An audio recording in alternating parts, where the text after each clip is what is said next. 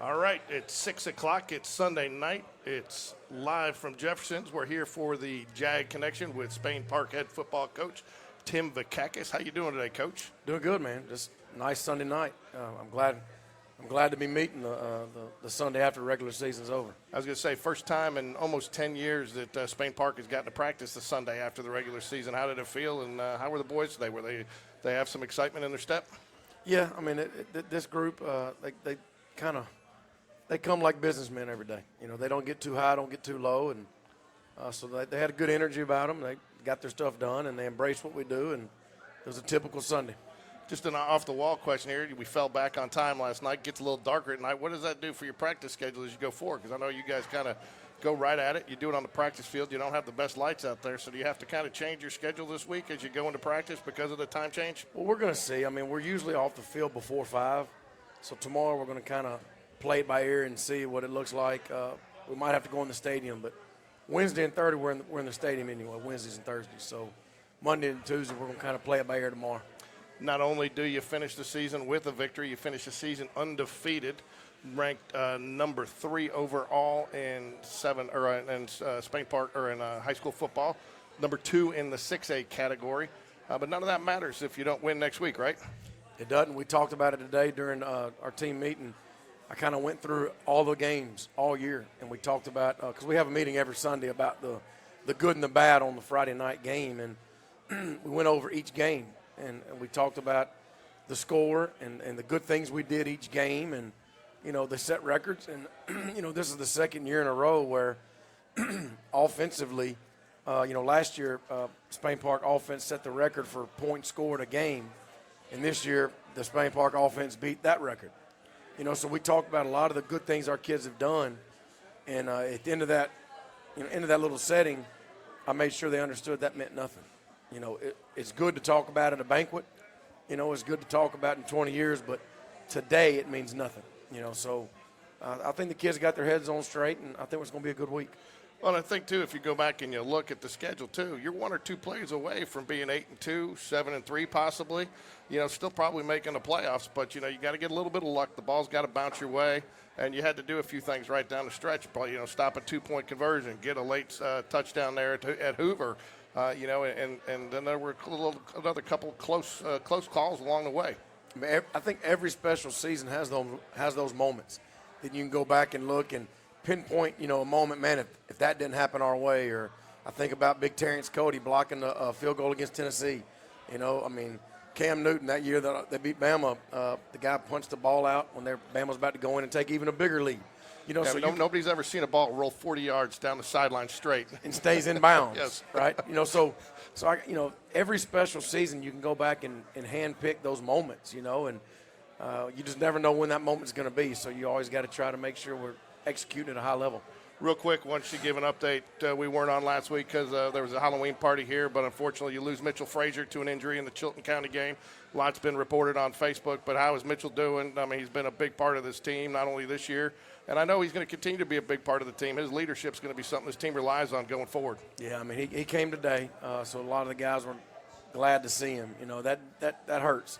Not only does it hurt us as a team, it hurts Mitch because he's put so much into this program, and he's such a big part of what we do and who we are. And when things like that happen, you don't have the answers. I don't know the why. A lot of times in life, we don't know why. All we can do is love on him and make sure he feels a part of us, even though he's not dressed out. And he's not the only one. You had a similar situation with Arnold Bush this year who gets hurt. So, again, it's one of those situations that you find. I mean, we talked about the ball bouncing the right way, but you also have players that have to overcome some adversity, and guys step up when maybe they weren't expecting to or step into roles that they're not used to playing. That's it. I mean, that when Arnold got hurt early against Helena, we had to throw somebody else in there. And, it's kind of been a revolving door back there other than the last few games. But guys just wanting to get out there and pick up his slack. And the same thing with Mitch. Jack Sellers, he's a senior, and it means a lot to him too, and he's come a long way. And it's his turn to get out there and work his butt off and play hard for Mitch because Mitch can't do it himself. So it's a team deal, and every team deals with it. And it's how you deal with it determines on the level of success you hit. 2 guys that have been a huge success not only to the game Friday night but the season. CJ Cowley, number 26, and number 20, Dakari Shanks, are going to be here with us just a few minutes. We're going to get them to talk a little bit about the game and the season, but let's just talk a little bit about Friday night. First, I don't normally do this, but for whatever reason, I couldn't get the Hoover Toyota broadcast, so I ended up having to watch the Gardendale version, and I cannot tell you, they could not have been more complimentary of you, Spain Park, our players. They talked about what a classy Spain Park program was. You getting players in the second half and just kind of running the same play, and giving guys opportunities. Just talked about our players, our running backs, the 1-2 punch of Cowley and Shanks. And so I just want to give them a little shout out because they were very classy and very complimentary of our program throughout the entire game. So it was, that's good. Usually that's not always the case in high school football. So I want to give them a quick shout out because they did a great job. But probably not the way you wanted to start coming out into that last game. Very sluggish. I think if you want to put a first quarter something to define it with special teams. Yeah, I mean, so here's the deal. Gardendale had to have that game to get in the playoffs, and they were off the week before we played. So, we saw a lot of wrinkles. We saw a lot of different things from them. They loaded the box. They tried to disguise some things on defense. They shifted. They had a couple of run schemes that they hadn't shown all year on offense. And, they shifted and motioned and tried to change strength and try to make our defensive guys move a lot. And they hadn't shown that. So they were game planning for that game for 2 weeks. So we knew it was for a minute, we had to kind of catch our breath. But the good thing about it is while the offense was struggling, the defense held point, and it took a little while for the offense to get going, but obviously, our kids can just keep swinging with them and no panic and nobody gets nervous or flinches. We just keep swinging, and the defense allowed the offense kind of time to catch up, and then we kind of got in a groove and figured out exactly what they were doing on defense, and we handed the ball to our running backs. They're a really talented group of guys back there, and Brock, he made some big time throws. So it took a little while, but credit to those coaches. They did a really good job of scheming us up and having some things that we had to adjust to on the fly. But our staff did a great job of coming up with answers. We talk about it every week that, and some people think when you call a defense bend but don't break, it's a little bit of a jab. But really for this team, it's a compliment. We talk about it. They really make teams work to get their points. And, they set the tone early, like you said, to hold it. But then they also turned the tone of the game there with that fumble recovery and then a quick strike right after that. And that really kind of almost took the wind out of their sails, didn't it? So we talk about it, and I made sure we talked to the defense today. I always go back to the second half of James Clements. Since the second half of James Clements, we've played 11 halves of football. Our defense has given up 42 points. So, 25 to 25, people drive it on us. They might make a big play, but our kids don't panic. Coach Bush might panic. Coach Bush might be jumping up and down going crazy. But the kids don't panic, and our staff does such a good job of trying to find answers. And, one of the games, I think Pelham, they had a drive, and I think we had 2 interceptions on our own end zone coming out. The other night, we forced a fumble. A couple of games ago, the other night, J.D. Bonham had a great interception off of E.J. Curley's deflection. And, so, I mean, our kids understand that other coaching staffs are good. They're going to scheme up ways to get first downs and move the ball. But at some point, you got to make a play. And our kids have done a really good job on defense of making the play when needed to make it. Speaking of plays, let's jump to some highlights from the game Friday night. It starts off, we talk special teams right here. Just they're about to go up 6-0 on you, I believe, right there, and you kicked field. I mean, you get in there and block the field goal. Had about 3 guys with the opportunity there to get it, but that again kind of turned the tone. You went down, scored there, got an opportunity to get it back. I mean, that's they have a chance right there to go up 10-0. 10-0, and our defense held them to a field goal try and got back there and got a finger on it, and that was a very big play of the game, very big. So you get your guys back in there. And, again, this is another special teams, a lot of special teams in the first quarter here. We got another special teams play coming up here in just a second. But that George, that's just effort, man. I mean, you can watch any game, and when the team kicks a field goal or extra point, a lot of times the defenders just kind of lean in and just wait to see them kick it. That's just effort. That means there's guys in that white jersey that are going to do everything they can to make sure that ball doesn't go through the upright. And that's just a testament to the defensive coaches and our kids. Yeah, and here again, you get the ball back. You didn't do a whole lot afterwards, but then you get here and you're punting from your own 25. You got an opportunity for great field position here, but you get a nice punt out of Josh Toulis there, I believe that's who that was. Yes. And you get the roll, you get down there, you down it, you basically flip it, you go 25 to 25, and you're going to make them drive the length of the field, and that was a big part of that game, I thought. It was. I mean, we talked today. We had our first 3 drives on offense of the game were 3 and outs. So we had 3 punts right out of the gate. And I told the kids, it wasn't going good, all right? It was going bad. We had 3 straight 3-and-outs. But if you want to see a game go from bad to worse, get a punt blocked. Have a bad snap. So the special teams, the punt team in particular, kept us in the game, just letting us catch our breath and not making a bad thing worse.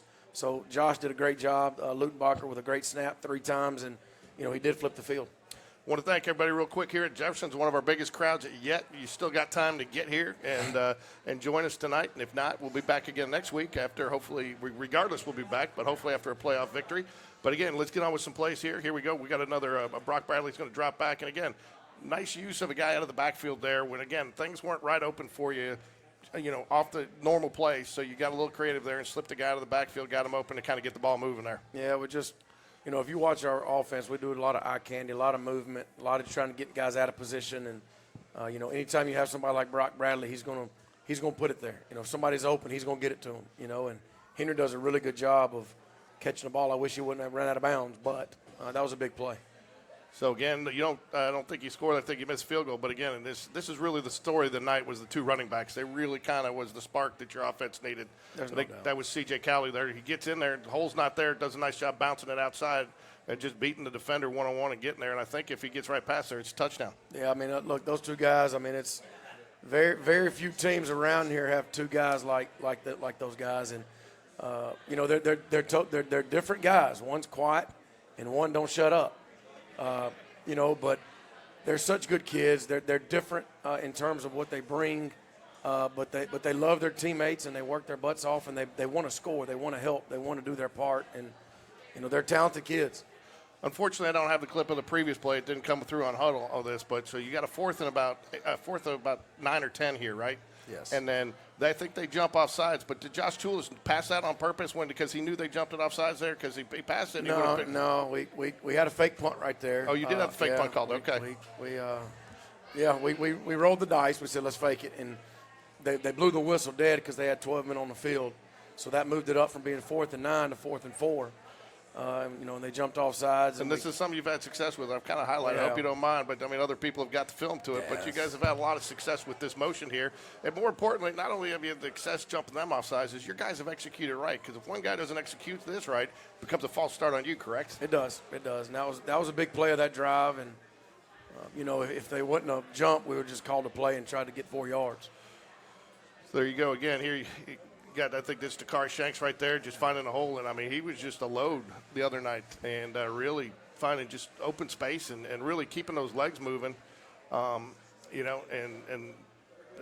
not really a hole there. It doesn't look like it. He finds it and just hits it and gets that second gear and goes and picks up about 14 there. There's a lot of moving parts right there. You got guys like Corey Barber coming in motion who could get the ball. Then you put the ball in the belly of a back who can do some things. And then you got Brock Bradley can pull it and throw it out to Corey or the other receiver. So there's a lot of moving parts there, but it's just a basic power play to Corey, and he makes a hell of a run. I would tell you, listen, and actually when the Hoover Toyota broadcast, I actually did take this opportunity to listen to because I wanted to hear what other teams were saying about us.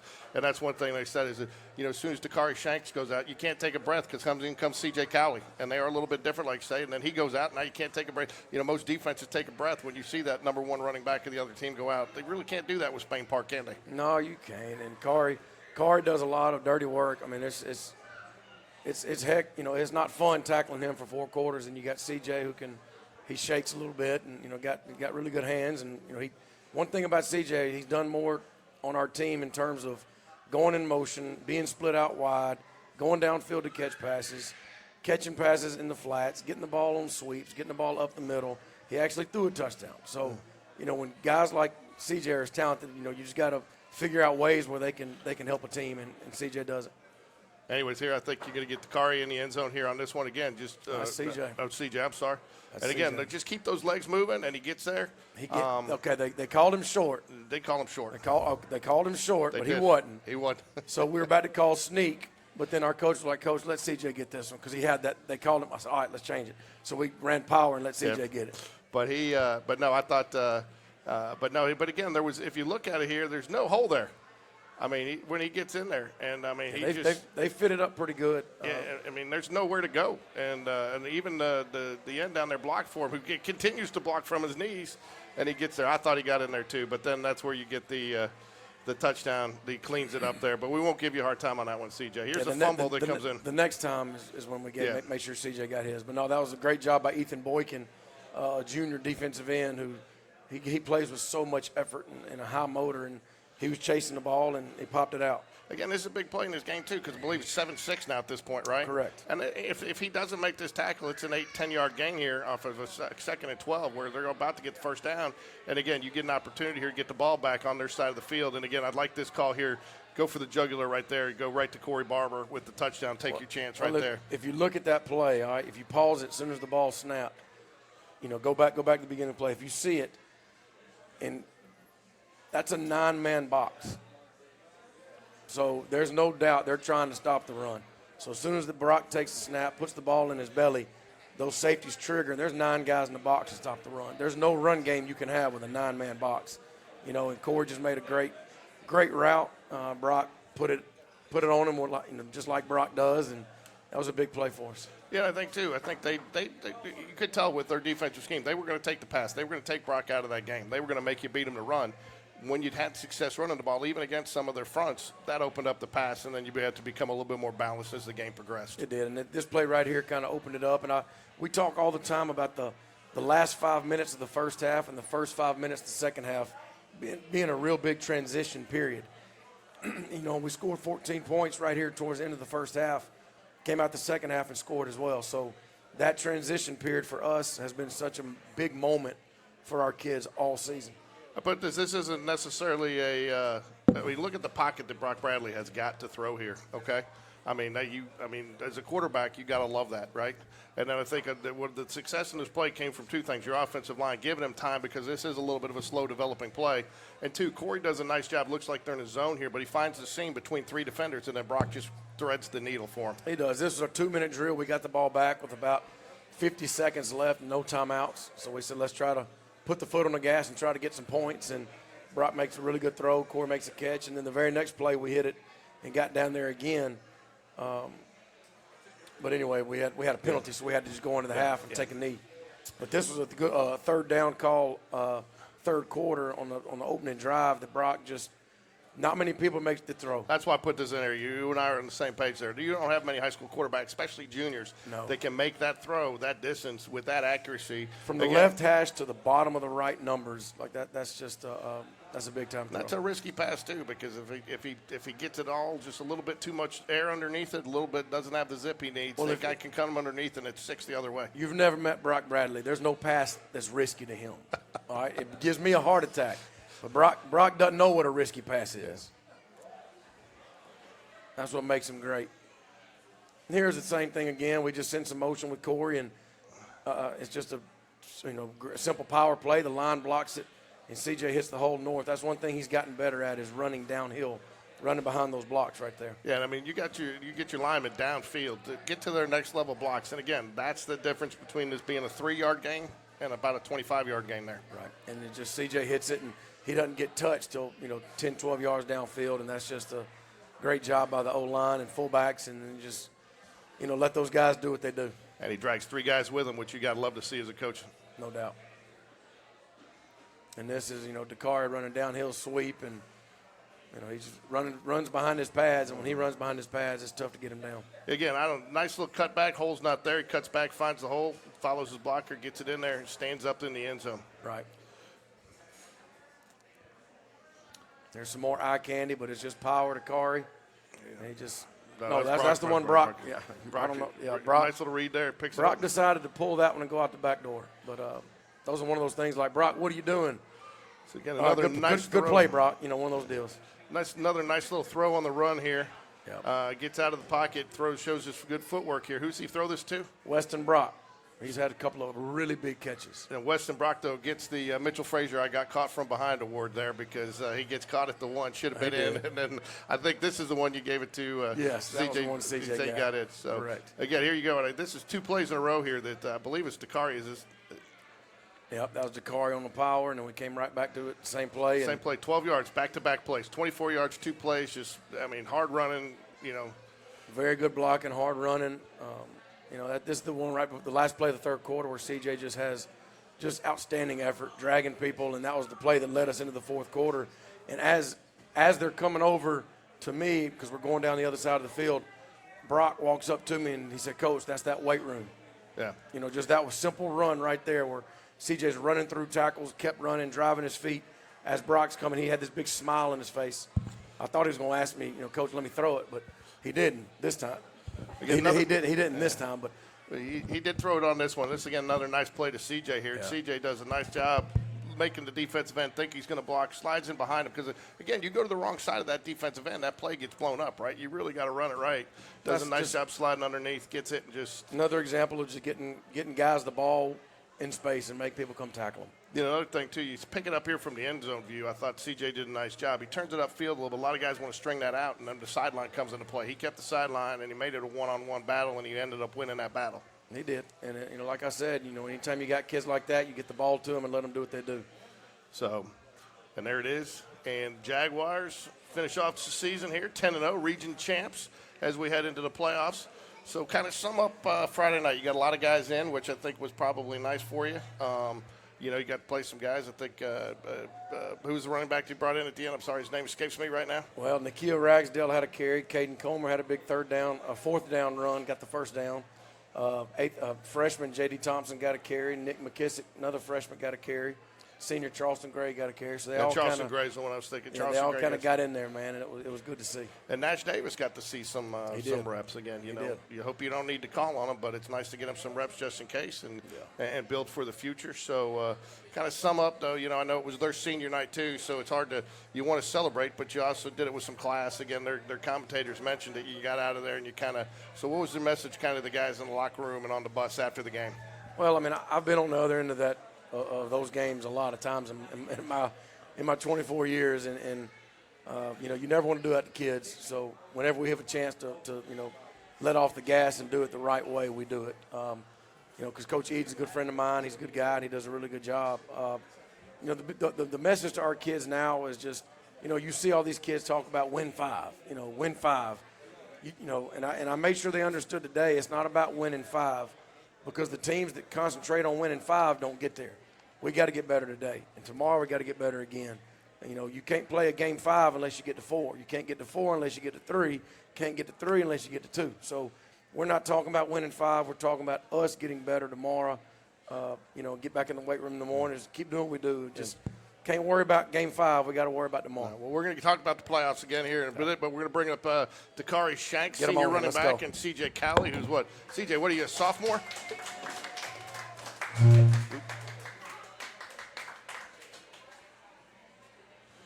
So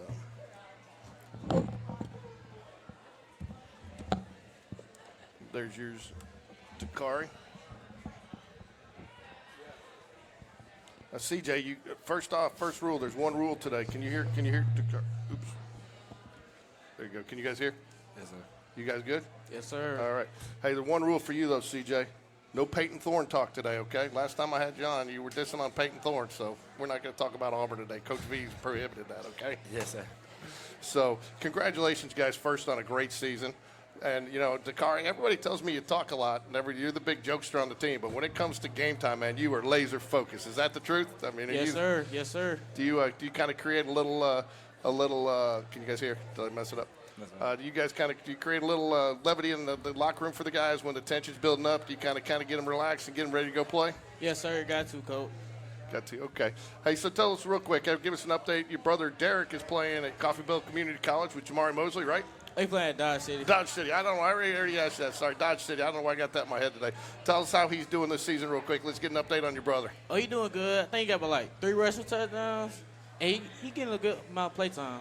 Is he? Yes, so are you giving him a hard time, though, that you're the first Shanks to get to the playoffs for Spain Park? Yes, sir. I had talked to him earlier. So I had to tell him. I said, "We didn't know, bro." So, CJ, I want you to tell a little bit. I want to have you retell a story here, but you guys are extremely, extremely close. You called him your brother when I interviewed you before.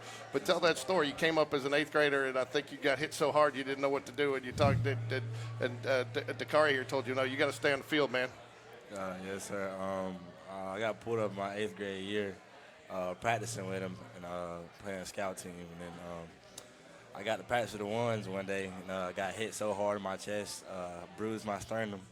And I was talking to Dakari. I was like, what do I do? Do I stay out? Do I take my pads off? I was just scared. I never played varsity football before. I didn't know what I was doing.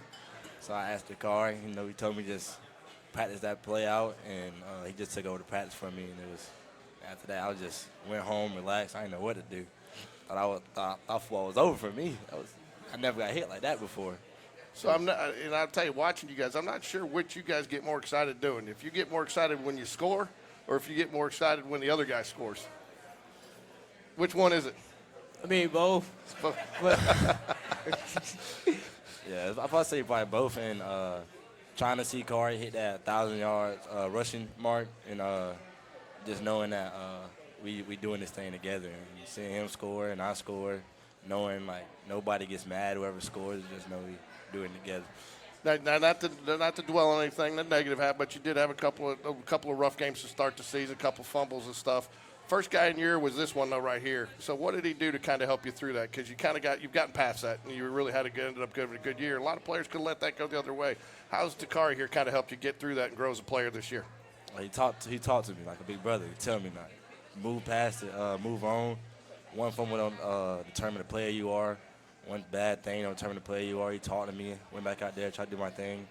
And so does Coach V. Coach V talked to me, make sure I'm good, stay up. And it's just having him right there in my ear, knowing that I'm going to be okay is a good thing to have. Dakari, so far this year, just regular season moment. What's been your favorite regular season moment here at Spain Park just this season? I'll probably say Hoover game. Yeah, people ain't expect us to win the game. Even the people on the news. So, yeah, it was weird, but we came out on top. Yeah. What's wrong? What are you laughing for? What's wrong with it? It's Dakari personality. Dakari's always funny. Like, you never just can find a bad moment when you're with Dakari. We could be sitting down talking about the most serious thing. Dakari just makes it funny. Like, that's just how Dakari is. Like, makes everybody laugh. Coach V don't even laugh, and he made Coach V laugh. Like, that's a rare thing to do. So what's your secret, Dakari? I mean, because I agree, nobody can ever. I'm not even sure I've seen Coach V smile. I don't know. I'm just funny. I don't know what to say. I'm just funny. So, and I will tell you, though, and I'm going to speak for the rest of the fan base, I love how you love to go over and swing with the student section, but no more flips during the playoffs. I got you. No more flip. No more flip. No more flip. So, CJ, what's been your favorite moment so far, just regular season this year? I'll probably say Hoover game, too. Yeah.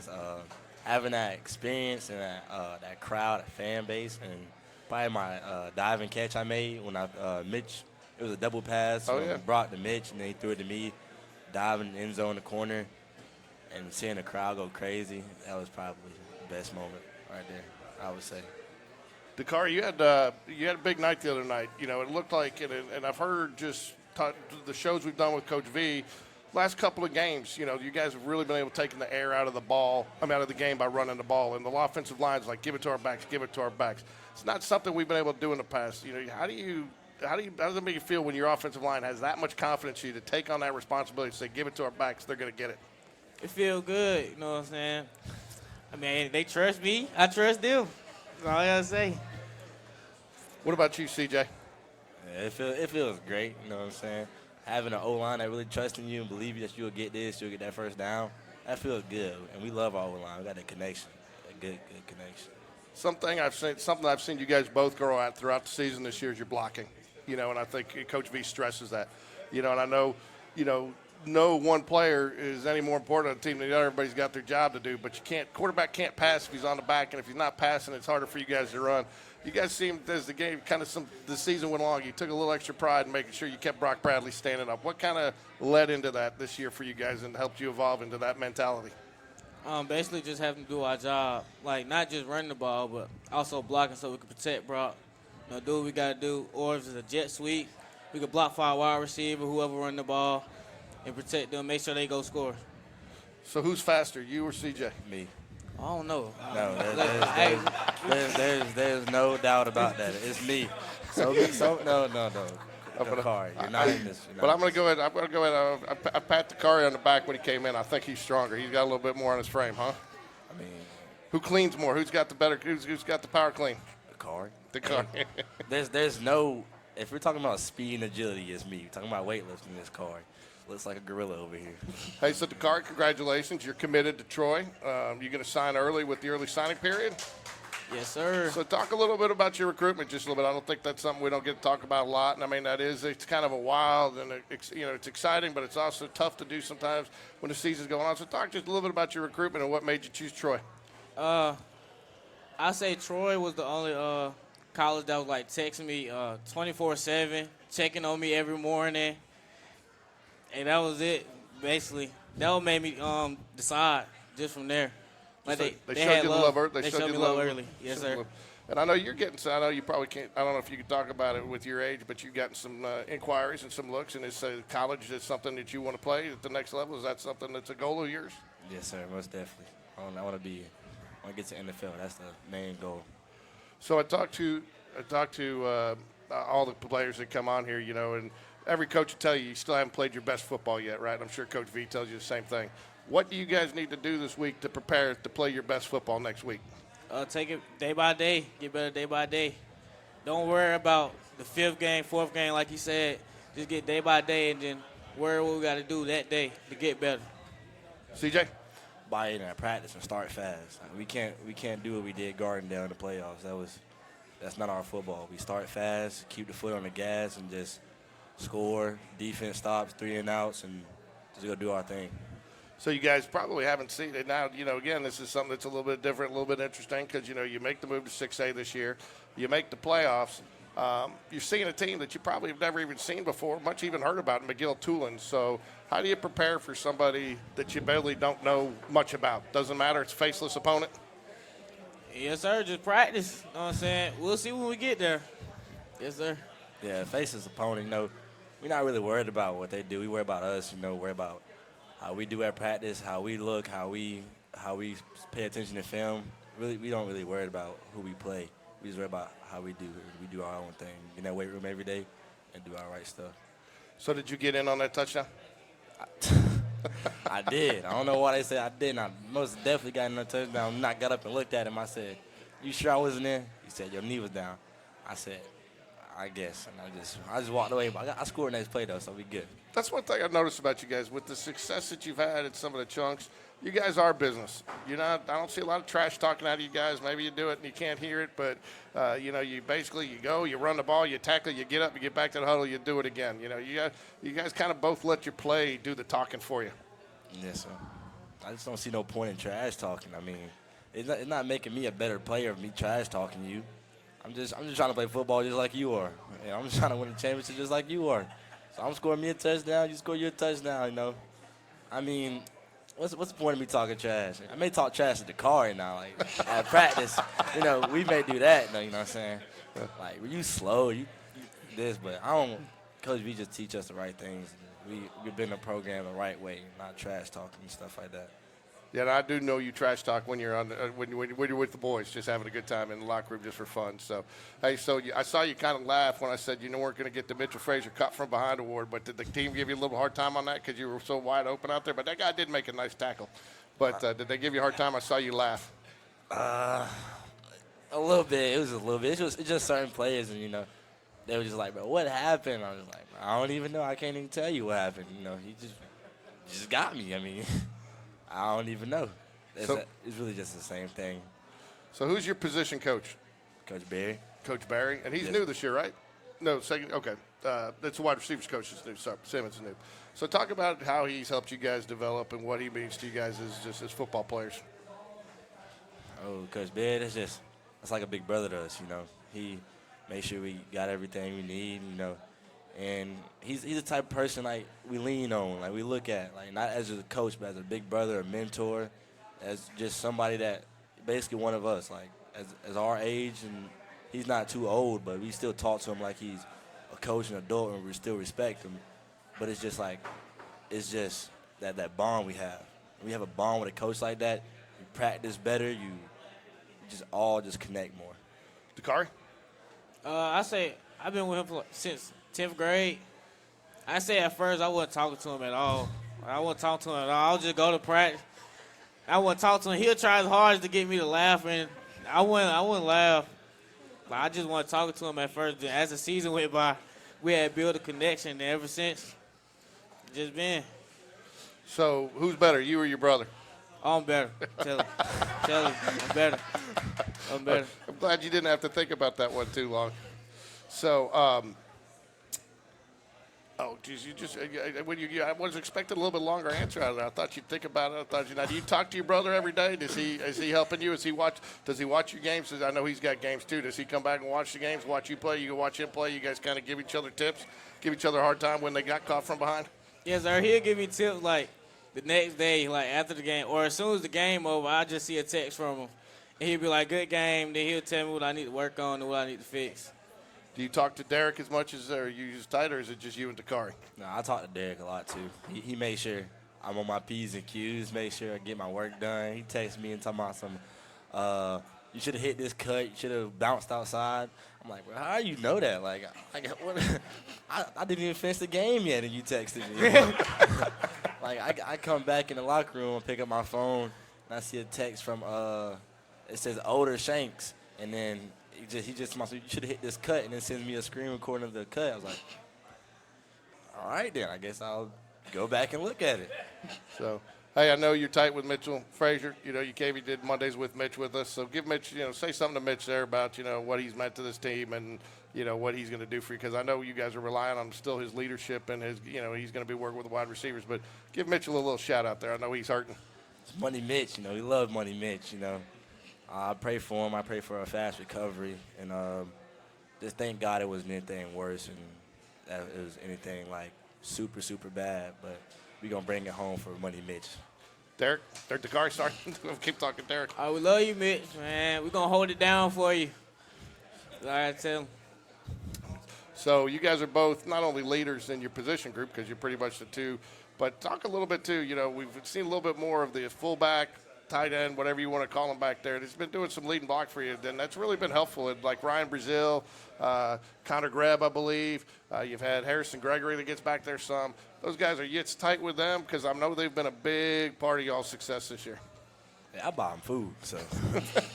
Hey, I was like, y'all had a great game, so I owed O-line some Chick-fil-A on Friday, and I just like being able to talk to them, and they tell me what I should have did, and I tell them what I saw, what they saw, or where I need to hit or bounce out or something like that.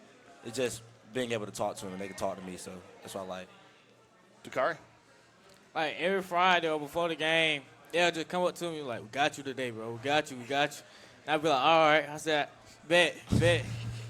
That's got to make you feel good, though, that those guys are taking pride and knowing that they got to do their job for you to be successful, and your success comes off of them doing their job. I mean, that's a part of the definition of a team. It is, So you've been with Coach V for a while. You came over from Jackson Olin, right? And so you've seen him. What does he do? Because everywhere he's been, that's his number one thing. He creates a culture all centered around the team, and you've been a big part of making that happen here. So how does he do that? I mean, everything's still the same. I mean, ain't nothing changed about Coach V for real.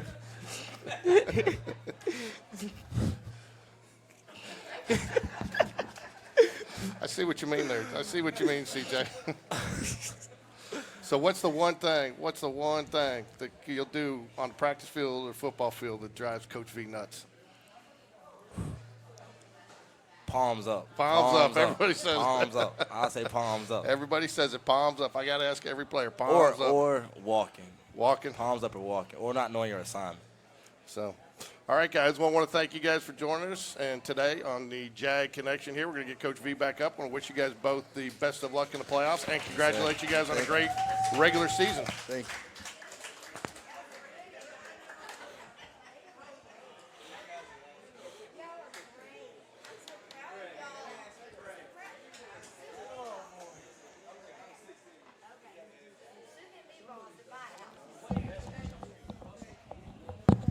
Oh, boy.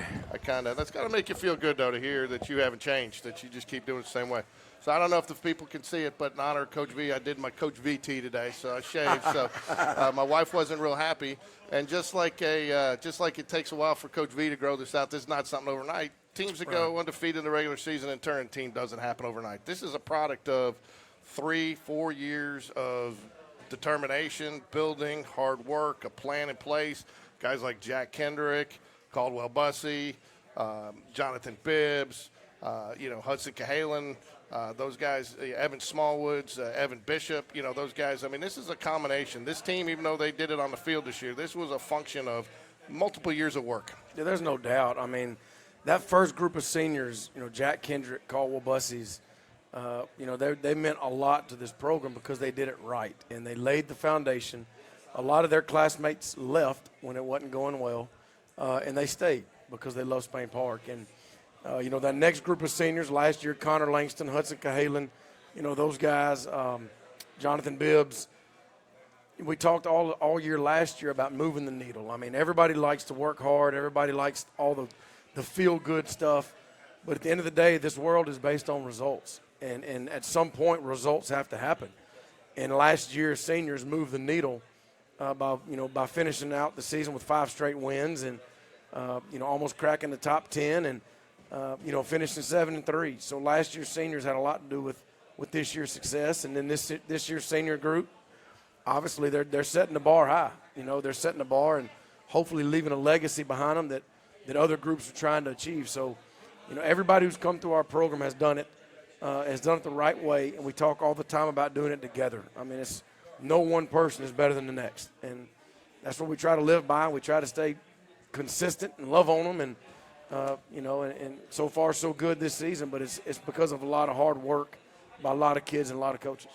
Yeah, and it's still going. You're not where you want to be yet. I mean, I don't think as a coach you probably ever are where you want to be. But there's still a lot of work, but it's a culmination.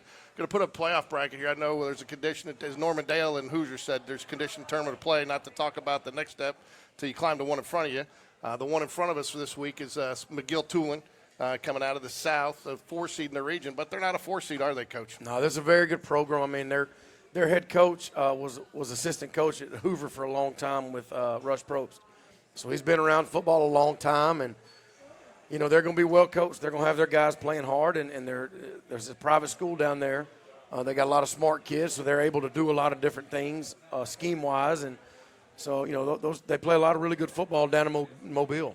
So I don't think they'll get overwhelmed by the crowd, the moment. I don't think it'll be too big for them. We're going to have to play well, and we're going to have to execute. I don't know about football, but I know several sports they've been in championship games before. So playoffs, no stranger to that program, that school down there. Right. They finished the season 5-1. Of their 5, only losing to, I guess, runner-up in that area. But in their 5 victories, they only allowed 14 points or less per game. So their defense, they're pretty stingy. They are. They have a lot of kids over there that just do their jobs. They're not going to jump out on paper as some huge prospect or anything like that, like a lot of schools, but they just play hard, and they get after it, and they're not going to give us anything. We're going to have to go out there and execute and take plays, and, we're going to have to win one-on-one battles, whether it be in the trenches or out on the edge, on the perimeter, down the field. There's going to come a point in time where we have to make a play, and our kids are going to have to make it, and hopefully as coaches we can put them in better positions than we did early on last game. Last 2 years we talked a little bit. One last year was how do they win? How do they learn to win? Do they know how to? And you had to kind of teach them how to win. This year early in the season we talked about, finishing. You had to teach them kind of to finish, so it wasn't such a, is having to teach them how to be in the playoffs part of that equation too? I mean, it's a little bit different animal, and where do you approach it with the same mentality? Yeah, I mean, I'm not smart enough to have another approach. If I try to start coming up with something tricky, we're going to lose focus, and it's going to be a train wreck. So I'm not smart enough, and if it's not broke, don't fix it. Let's just focus on us, stay in the weight room, do what we do, and now we did talk today about fixing mistakes. Anytime you're going into the playoffs, you got to change your focus a little bit of, where can each of us get better, and myself included. I know one instance the other night we called a play, and I had the fullback on the wrong side. So when the ball was snapped, there was no chance of success on that play, and it was my fault. And I told the kids, that is my fault, that is not y'all's. So that's an area where I have to do a better job. I have to make sure that little things off of motions and shifts, everything we do, when the ball is snapped, the kids are set up for success. So that's one area I got to get better. And I told the kids that today. I've got to get better. I can't put y'all in that position again. But I challenged every kid in that room and every coach in that room, find somewhere that you can improve this week, and let's hit that button. Let's find somewhere where we can improve, because all of us can do it. And just really focus in on not taking the playoff in practice. We challenged our scout team today. The teams that get better in the playoffs are getting a really good look from scout team. So we challenged the scout team today, give us great looks. We're going to be looking for good looks on the D-line scout team, receiver scout team. Just make us better, make each other better. And instead of just getting here and being glad we're here, let's get better every week, and let's just see if we can start clicking. Because if we start clicking, I think we got a chance to have some success. But, we're not going to rest on what we did weeks 1 through 10. We'll talk about that at the banquet. But right now, let's keep getting better. Just so people understand, too, fans out there listening, the way the playoffs work, basically you got to buy a ticket Friday night, right? Because it is run by the state. Yes. So gridiron passes, student passes, none of that works to get in. You got to buy a ticket. But one thing I do know, too, McGill Tulin travels. I've seen them, and they've brought people up for just regular season games. So it's going to be a hostile environment at home on Friday night, is it not? It will. It's going to be playoff atmosphere. I've told our kids for a long time there's going to come a day when they're going to walk up that street for Jaguar and play in a very big, meaningful game. And this year it's happened twice. They won a game that got us in the playoffs. They won a game that won the region. So those two games were big, but this is even going to be bigger. Every step you get, the stakes get higher and the prizes get bigger. So, we're going to walk up the street for Jaguar on Friday and hopefully have a 48-minute legal fist fight. A lot of people talk about, season over, new season, but some people also don't agree with that mentality. You want it to continue because it is, you don't want to be a one and done in your season. And just see it happen even at the highest level in the pros. You get there, you have a great regular season, you almost take a sigh of relief that you've met that goal, you made the playoffs, and then you don't show up for the playoffs. How do you prevent that from happening? I don't know if there's an easy button or anything. I don't know. I just know that the mood of this team, there's a lot of energy. It's, a lot of times you get here and it's like, we want to win, but it's like, that's not there. This team has a lot of energy, and they're hungry. They want to be great. It's not good enough to win 10. It's not good enough to beat Hoover. It's not good enough to just get in the playoffs or win the region. These kids want to be great, and anytime kids want to be great, it's fun to coach them. And our coaches they're hungry too. Our coaches, I try to make a conscious effort of getting our coaches home at night, because a lot of places are there till 10 o'clock at night. And then right back in the morning early, and I just don't know. I don't know what you could be doing that late. I don't know. But we try to do a good job. We put a lot of work in, a lot of hours. But I want our coaches to have energy, because the coaches are driving the boat a lot of times too. So it's just trying to keep everything simple. Don't try to be too smart. Let kids go make plays, put them into positions, be consistent in the weight room. Just a lot of little things, and hopefully you make plays on Friday night, but I'm not smart enough to come up with another approach. Real quick, you talked about the playoffs and getting coaches home, and I know some of the reasons some of these coaches get home is they've got youth and they go coach youth. Some of our youth programs are in the playoffs this week and had some success. You want to touch on that real quick? Yes, I believe the fifth grade and the fifth and sixth, fifth and sixth, I think, are in the championship. Yes, yeah. So that's awesome. Ben's team and LT's team. So really excited to see them play. That they're going to play for the championship this week, and winning is contagious. I told those boys the other day, I went and talked to them on whatever day it was they were practicing. I went out there and saw them, and I said, we're going to play on this field next Friday night in the playoff, but y'all are going to play on this field in a playoff setting before us. Our freshman team's undefeated. We're undefeated. We expect y'all to start us off right, and they did. They played at home, and both the teams won on our home field. So anytime Spain Park football wins, especially in a moment like that for the championship, getting into the championship, it's a big thing. Well, that's the future of Spain Park, too. And that's Correct. something that you took a lot of pride in when you came in. And, again, that's been part of the process that I think people don't see.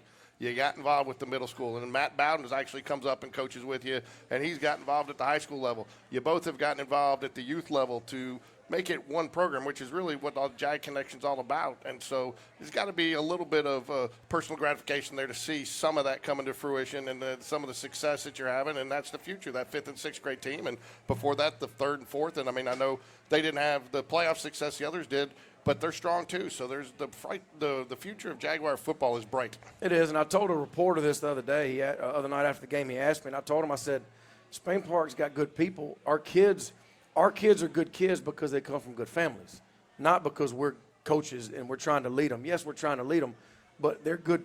They're good people because they come from good homes, good families, and good parents, and got people around them with support. So, you see that at the first grade level, and you see it with the senior. You just got these parents in our community want the best for their kid, and they want their kids to succeed.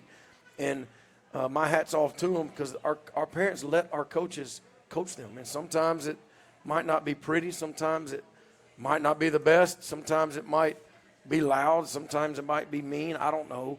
But it's love, and our coaches love these kids. And the results are speaking for themselves because our kids are just, they're resilient. And I told another guy this other day, and I think it means a lot. It's not easy this day and age to get high school kids to do hard things over and over and over and over and over. And I told the kids at halftime at Gardendale, I said, guys, we got a little lead. It's not a big lead, but y'all are so used to doing hard things consistently that a four-quarter game is nothing. It's not like we prepare for 3 months for football season or 6 months for football season. We do hard things 12 months out of the year. So in a moment like that, when we're not playing great, nobody panics, nobody flinches because they're so used to doing hard things. And anytime high school kids buy into doing hard things voluntarily because nobody's making them be there, it's just a testament to our families. So, looking back, and I did a little independent research on this and looked at some of the previews. I know some just came out Friday night. We're in a pretty, you got Saraland top to bottom in this bracket. You go top to bottom 6A, every game is going to be knockdown, drag out. There are no easy games in the playoffs. No, I mean, McGill-Tulin, they play really good football. They beat Spanish Fort 2 weeks ago, so they're really good. Russell County, the next round, the other team on our side, they had a quarterback threw 9 touchdowns a couple games ago. So they're all over the bracket. It's just a lot of really good football teams. So that's why if you get caught up in looking at the bracket and looking where you cross, you're going to lose focus. And that's why we talk about. I heard CJ say it. I'm glad he said it. He said the statement, faceless opponent. They hear me say that all the time, all year. We have a faceless opponent every Friday night. I don't care who we play. I don't care what their uniforms are. I don't care. Our opponent's faceless. We have a job to do, and we try to make our kids focus on that. So the bracket is full of really good teams. Well, and one of the things I was going to point out and go through and look at it, I did look at it top to bottom with the exception of a couple.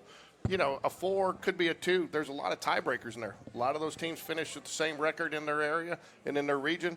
And so, you can't really, like you said, it's got to be a faithless opponent. You can't take seeding or anything like that for granted as you go in there.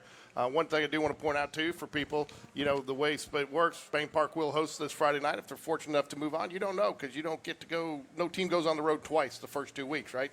So if you end up fortunate enough to advance and play the team that was on the road last week, you end up having to travel to them. So the seed doesn't matter, really, does it? No, it doesn't. I mean, you look at a Spanish Fort, we were waiting to see what Spanish Fort and St. Paul did. Coming out of me. Spanish Fort. If Spanish Fort would have lost, they would have been a 4 seed. And you're talking about a Spanish Fort team that I'm going to say 6 regions in the state, maybe 5 or 6 regions, they could have been a 1 seed coming out of 5 or 6 other regions, and that would have been a 4. So you just never know what kind of crossover you get. It might be a good matchup this week, might be a terrible matchup the next week. You never know. So all you can do is focus on you and try to get better every day.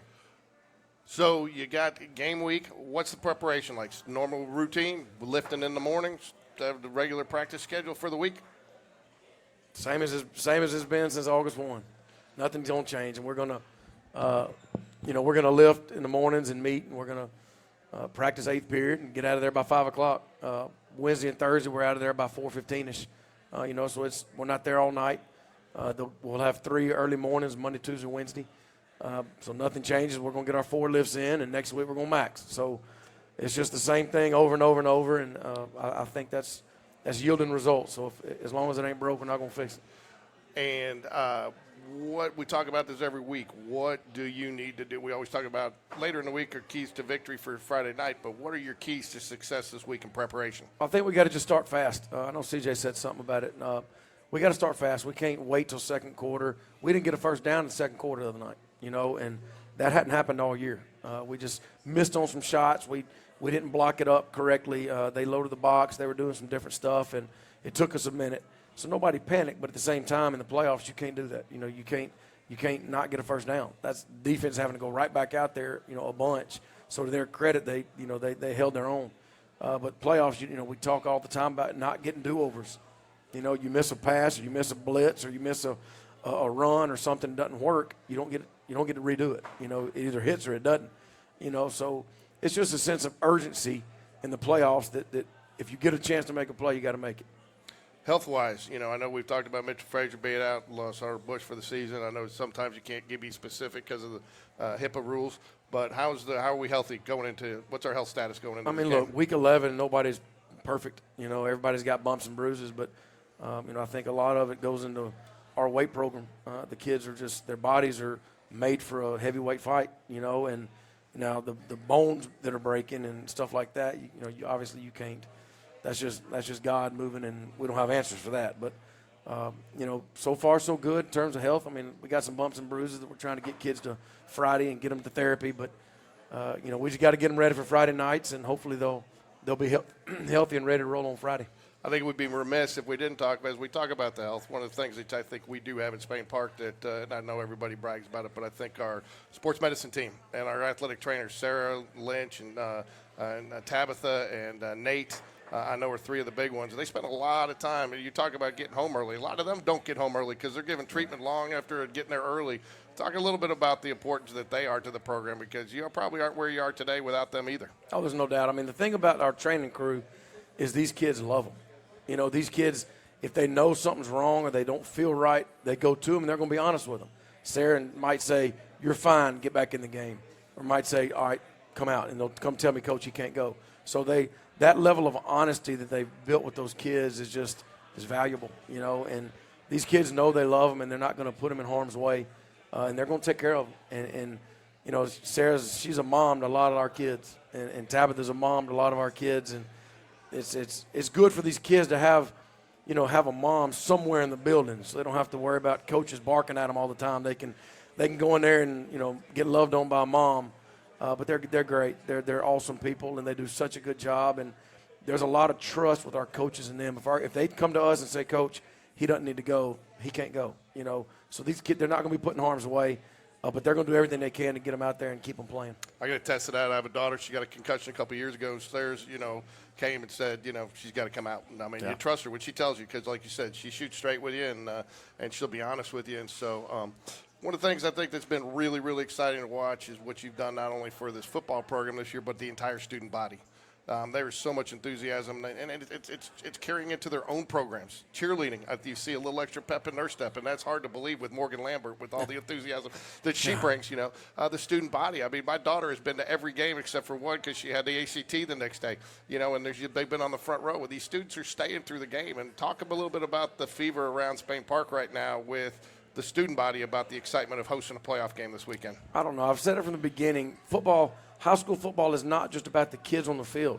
It's about the cheerleaders. It's about the band, the dance girls. It's about the student body. It's about the alumni. Like it's the little kids. It's not just about the kids on the field playing. It's an experience, you know. And there's plenty of kids that don't like football to play, but they're going to come cheer on their teammates or their classmates. And you know, it's just a big deal to everybody, not just the kids on the field. You know, because what you see on Friday nights is a 2-hour snapshot of our program, you know, and we hope it's a good snapshot, but that's all it is, a 2-hour snapshot, you know. So I tell these kids all the time, you know, it should take 5 minutes for somebody to sit in the stands and watch what kind of program you have, depending on what you look like, how you respond to good, the bad, how you celebrate by yourself or with a teammate, how you handle a referee calling something you don't agree with, or, you know, it's just the culture you have is important. And I think these students, they're enjoying every step of the way, and hopefully we can have a packed house Friday night, and it's the first time Spain Park has hosted a playoff game in a while, and, you know, hopefully we can do our part, and hopefully I don't mess them up. Yeah, what you say, you know, the coaches got to get out of the way and let the players play, right? Yeah, I mean, that's a big thing with me. I lose sleep hoping I don't mess these kids up, because if we let them do it on their own, they'd probably be a whole lot better off. But we're going to do what we can, and hopefully put them in good positions and love on them. And when they do something good, celebrate them. When they do something wrong, hold them accountable and treat them like our own. Want to thank CJ Cowley and Dakari Shanks for joining us tonight and giving us a little bit of not only football but some comedy that we don't normally have on this show. You're going to get that. He's got a smile that's worth $1 million, and Carr's a pit bull, so you got a little bit of both. I mean, I'm telling you, when CJ said it, I was hard, but he's right. When you get around Dakari, you can't help but laugh. Oh, Which I think is a tribute to him and his personality. And he's been over at my house once or twice with the older guys before they graduate. He's a good kid. And CJ, second time talking to him, and I think it's unique. I think it says a lot about not only you but your players in this team, the bond that they have as a senior and a sophomore, and the way they care about each other. And I think first and foremost, that's the most important thing that you should be proud of. It's not necessarily the 10-0 record; it's that these guys did it together. I think the 10-0 record is a result of. I tell the kids all the time, our success is you can't put your finger on one thing. You know, we're a sum of our parts. That's one reason why, because these kids care about each other. Another reason is because they work so hard and just all goes together. But our off season, we talked about, and these are true of our captains. We talked about leadership. We had leadership training. We had 2 book studies on leadership, and we just talk about playing for each other. And these 2 guys definitely do. And there's a lot of competition between the 2, but there's a lot of love between these 2 guys too. Now, you may not be able to, we're going to wrap it up here real quick because we're running to the end of the show here. I want to thank Jeffersons again for hosting us in a little different room tonight, but it worked out. I know there's been a lot of requests for the Baby Blues coming back. You made a uniform choice yet for Friday night that you can reveal to us? I don't know. We hadn't asked the captains. Hey, the captains make their decisions. I don't care what they want to do. If I had to guess, gun to my head right now, I'm going to say they want to go blue from head to toe. Yep. But I don't know. Whatever they want to do, I could care less. I told CJ the other day, because I was after Halloween, I told all the captains, no orange. No orange for Halloween. No orange wristbands, towels. So CJ texted back. I put it in the group chat. What you mean no orange? No orange. No wristbands. I got orange cleats. I'm like, well, other than being hideous, you can wear the orange cleats. I'm talking about all the Halloween stuff. So he wore them out there the other night, which it don't matter to me what cleats they wear. But the captains, they get to choose what they wear. And if they want to go blue on blue, that's what we'll do. I don't care what they wear as long as we win, right, Coach? As long as they do their job. That's right. Well, Coach, I want to thank you for joining us. I want to thank everybody for coming out to Jeffersons tonight. I want to thank CJ and Dakari.